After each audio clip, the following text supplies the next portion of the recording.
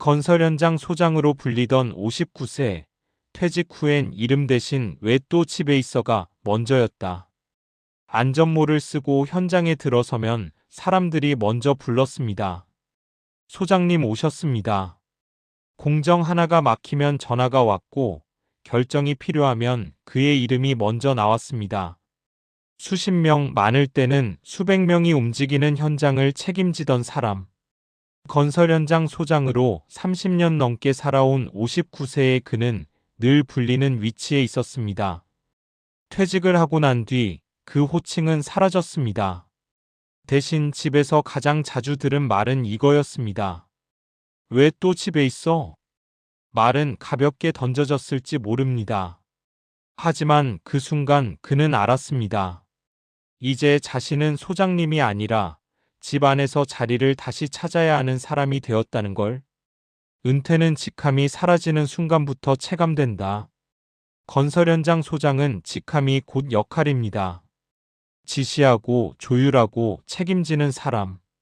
현장은 늘 긴장감이 있었고 그의 하루는 빽빽했습니다.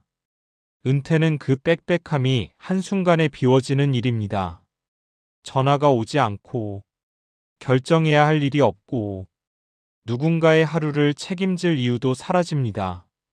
이때 많은 은퇴자들이 처음 느끼는 감정은 해방이 아니라 낯설입니다. 그리고 그 낯설은 곧 불안으로 바뀝니다.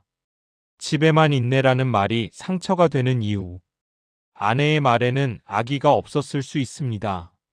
다만 생활 리듬이 갑자기 바뀌었을 뿐입니다. 문제는 은퇴자에게 그 말이 이렇게 들린다는 점입니다. 당신은 지금 어디에도 속하지 않은 것 같아. 집에서의 자리는 아직 정해지지 않았어. 현장에서 그는 늘 중심이었습니다. 하지만 집에는 직급도 지시체계도 없습니다. 그 공백에서 남편은 괜히 방으로 들어가고 말수가 줄고 스스로를 한 발 뒤로 밀어냅니다. 은퇴 준비에서 가장 자주 빠지는 것 집안의 나.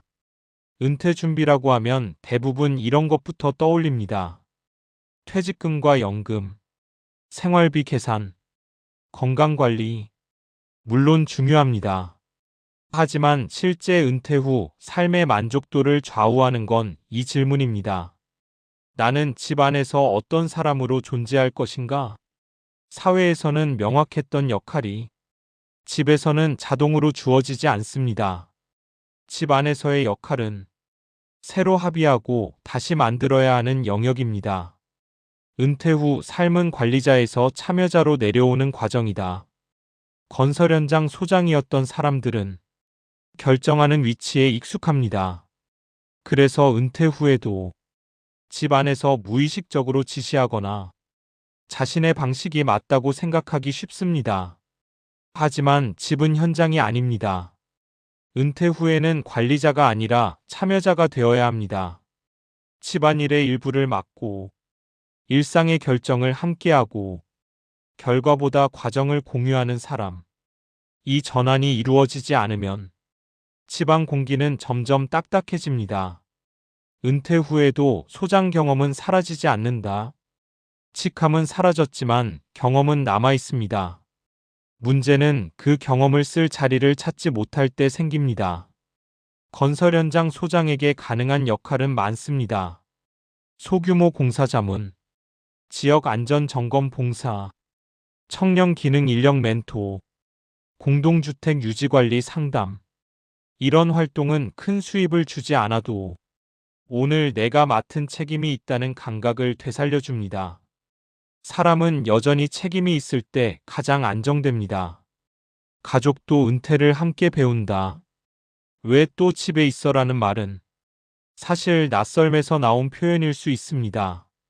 그동안 낮 시간은 각자의 영역이었는데 갑자기 하루 종일 함께 있어야 하니 서로 조정이 필요해진 겁니다.